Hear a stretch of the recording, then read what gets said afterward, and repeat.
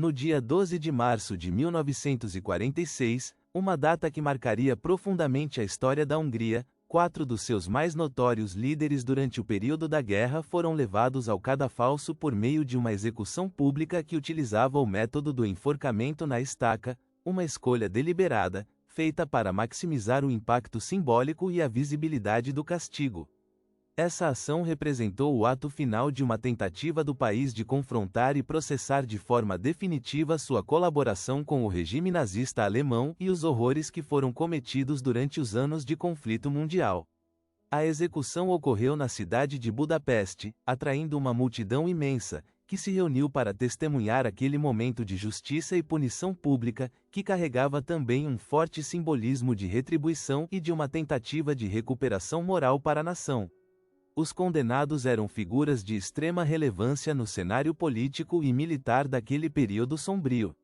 Entre eles estava Ferenc Szalasi, líder do Partido da Cruz de Aro e chefe do Estado fascista que governou a Hungria durante os últimos anos da guerra.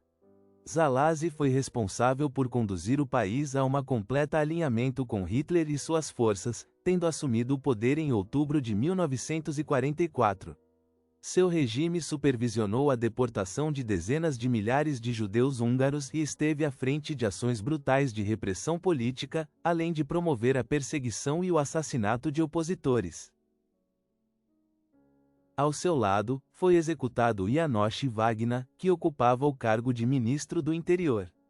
Wagner desempenhou papel direto na implementação das leis raciais do regime, facilitando operações de captura, tortura e eliminação de civis considerados inimigos do Estado. Ele ordenou prisões em massa e aprovou os assassinatos de civis sob a acusação de serem subversivos ou ameaças à ordem nacional. Outro condenado foi Colibert Berger, que ocupava o cargo de ministro da Defesa.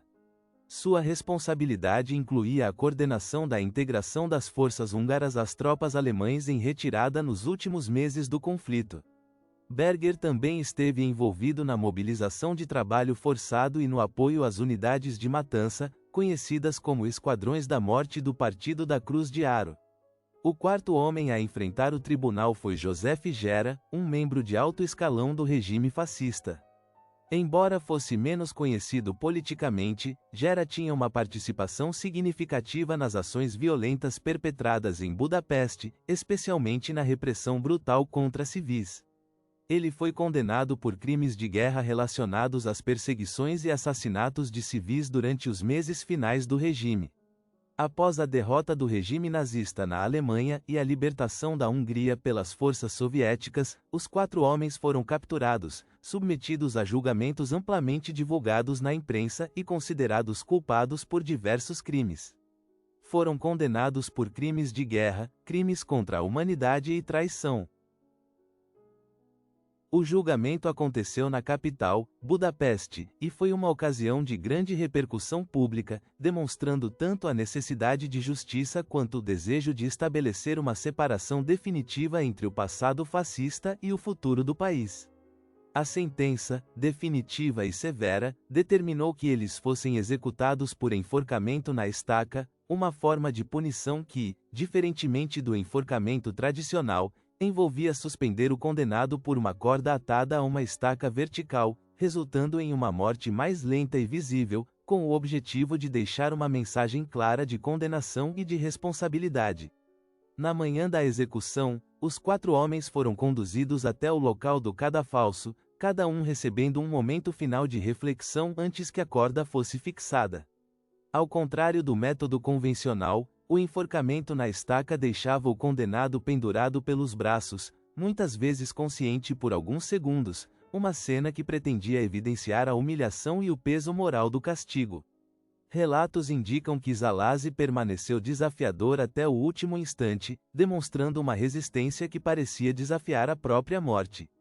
Wagner e Berger, por sua vez, apresentaram-se pálidos e resignados, enquanto Gera permaneceu silencioso, sem palavras finais públicas registradas. O ato foi assistido por uma multidão presente, que se amontoou para testemunhar aquele momento de justiça pública. Fotografias foram tiradas e relatos de tudo o que aconteceu circularam rapidamente por toda a Hungria, e também por outros países europeus, criando uma onda de emoções e reflexões. Para alguns, as execuções representaram uma espécie de encerramento, uma forma de selar de uma vez por todas o capítulo sombrio.